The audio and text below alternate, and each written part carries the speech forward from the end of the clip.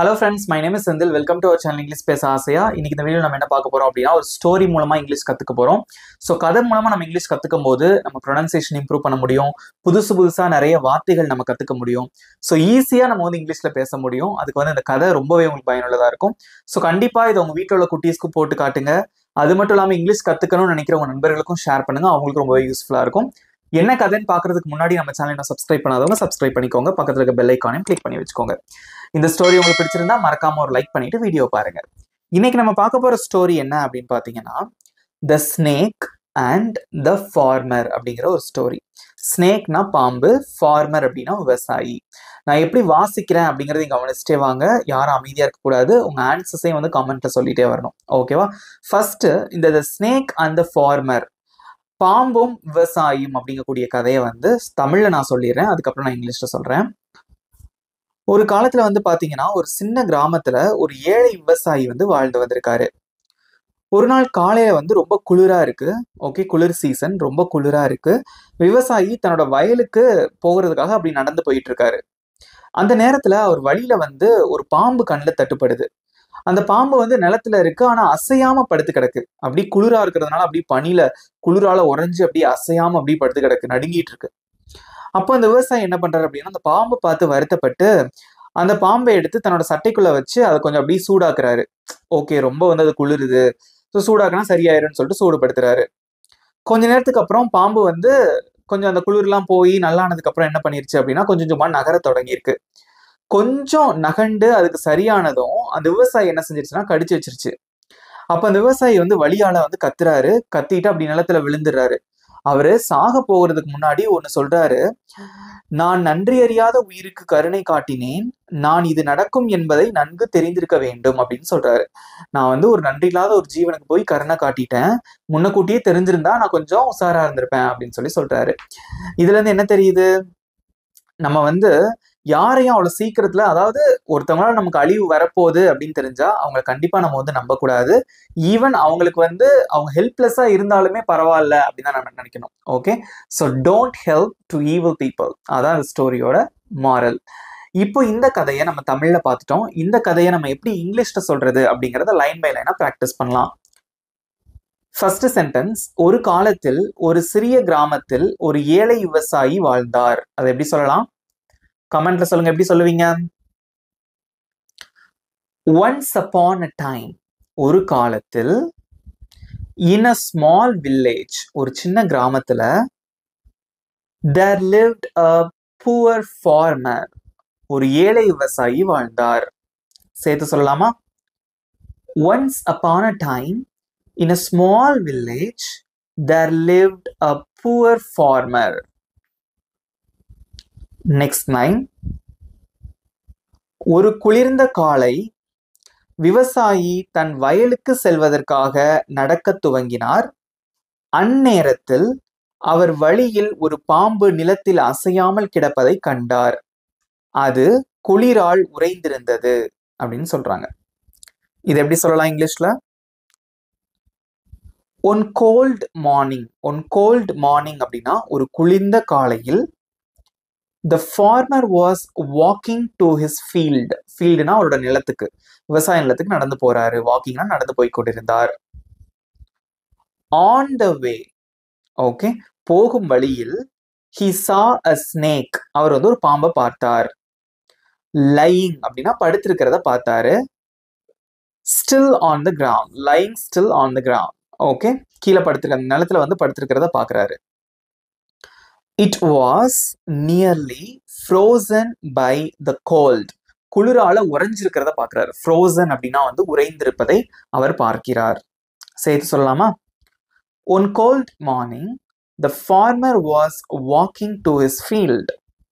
On the way, he saw a snake lying still on the ground. It was nearly frozen by the cold. அடுத்து என்னாச்சு? விவசாயிக்கு அந்த பாம்பை பார்த்து வருத்தமாக இருந்தது. அவர் அதை எடுத்து தனது சட்டைக்குள் வைத்து அதனை சூடாக்கினார். இதை எப்படி சொல்லுவீங்க? The farmer felt sorry for the snake. சாரினா வருத்தப்படுறது, அது அப்படி ஒரு மீனிங் இருக்கு. Okay, the farmer felt sorry for the snake. He picked it up அப்படின்னா வந்து அவர் எடுத்தாரு, and placed it inside his coat to warm it. அவர் போட்டிருந்த அந்த கோட், குளிர்காலத்துல நம்ம போட்டிருப்போம் இல்லையா, அதுக்குள்ள வச்சு warm it அப்படின்னா வந்து அதை வந்து சூடாக்குறாரு. ஓகே, அந்த குளிர்ல நடுங்கிட்டு இருக்கு, கொஞ்சம் கதகதப்பா இருக்கட்டுமேன்னு சொல்லிட்டு வச்சிருக்காரு. சேர்த்து சொல்லலாமா? The farmer felt sorry for the snake. He picked it up and placed it inside his coat to warm it. His coat அப்படின்னா அவருடைய அந்த கோட்குள்ள. ஓகே, அடுத்து என்னாச்சு? சில நேரத்திற்கு பிறகு பாம்பு மெதுவாக நகர துவங்கியது, ஆனால் அது சற்றே மீண்டதும் விவசாயியை கடித்தது அப்படின்னு இருக்கு. அது எப்படி சொல்லலாம்? சோ அது கொஞ்ச நேரம் சரியாகிற வரைக்கும் அது நல்லா இருந்திருக்கு, அதுக்கப்புறம் அந்த விவசாயியை கடிச்சு வச்சிருச்சு. அது எப்படி சொல்லுவீங்க? After some time. After some time அப்படின்னா சிறிது நேரத்திற்கு பிறகு. the snake began to move. began அப்படின்னா தொடங்கியது. என்ன பண்ண தொடங்கியது? to move, நகர தொடங்கியது. ஏன்னா சரியாயிடுச்சு, அதனால நகர தொடங்குது. the snake began to move. அந்த பாம்பு வந்து நகர தொடங்கியது. பட் ஆனால் as soon as it recovered.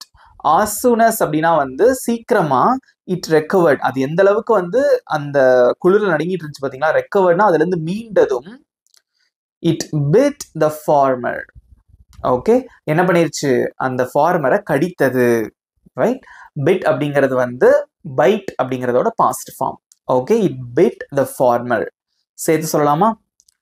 After some time the snake began to move, but as soon as it recovered it bit the farmer. விவசாயி வழியில் கத்தினார் மற்றும் நிலத்தில் விழுந்தார். கடிச்சோன்னா அவர் கத்துறாரு, நிலத்துல விழுந்துட்டாரு. ஓகே, அது எப்படி சொல்லலாம்? The farmer cried out in pain. வழியில கத்துறாரு, and fell to the ground. கீழே வந்து விழுந்துடுறாரு. fellனா விழுந்தார். சேர்த்து சொல்லலாமா? The farmer cried out in pain and fell to the ground. அடுத்து என்னாச்சு? அவர் இறந்து கொண்டிருக்கும் போது சொன்னார், நான் நன்றியறியாத உயிருக்கு கருணை காட்டினேன், நான் இது நடக்கும் என்பதை நன்கு தெரிந்திருக்க வேண்டும் அப்படின்னு சொல்றாரு. அதை எப்படி சொல்லலாம்? As he lay dying, இறந்து கொண்டிருக்கும் போது, he said, அவர் சொன்னார், I showed kindness. நான் வந்து இரக்கம் காட்டினேன் to an ungrateful creature.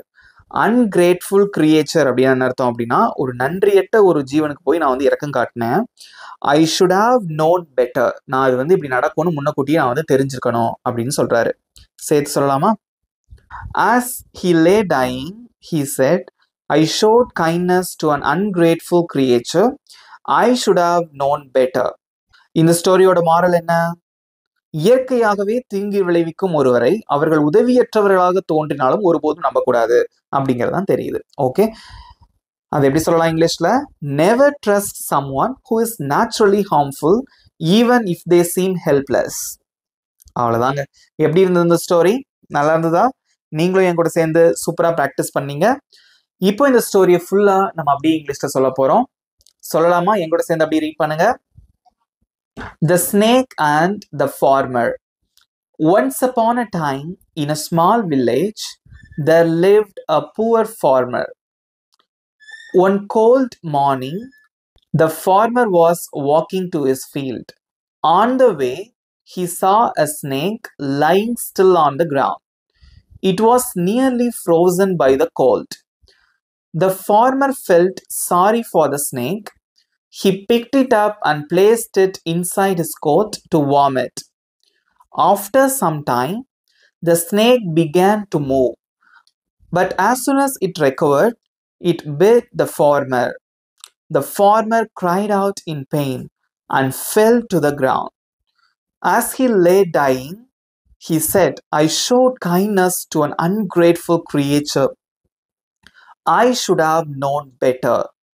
Moral of the story: never trust someone who is naturally harmful, even if they seem helpless. அவ்வளவுதாங்க இந்த ஸ்டோரி. நீங்களும் என் கூட சேர்ந்து சூப்பரா பிராக்டிஸ் பண்ணீங்க. இந்த ஸ்டோரி உங்களுக்கு பிடிச்சிருந்தா மறக்காம ஒரு லைக் பண்ணிக்கோங்க, உங்க நண்பர்களுக்கும் ஷேர் பண்ணுங்க. இப்போ உங்களுக்கான ஹோம்ஒர்க், இந்த ஸ்டோரியை நீங்களாகவே சொல்லி பார்த்துட்டு நீங்க எப்படி ஃபீல் பண்றீங்க, உங்களால சொல்ல முடியுதா, எப்படி இருந்தது அப்படிங்கிற உங்களோட கருத்துக்களை மறக்காம காமெண்ட்ல சொல்லுங்க. இதான் உங்களோட ஹோம்ஒர்க். அண்ட் தென் நம்ம சேனல் இன்னும் சப்ஸ்கிரைப் பண்ணாதவங்க சப்ஸ்கிரைப் பண்ணிக்கோங்க, பக்கத்துல இருக்க பெல் ஐக்கானையும் கிளிக் பண்ணி வச்சுக்கோங்க. இதே மாதிரி ஒரு சூப்பரான ஸ்டோரியோட வரக்கூடிய வீடியோஸ்ல நான் உங்களை மீட் பண்றேன். Thank you friends.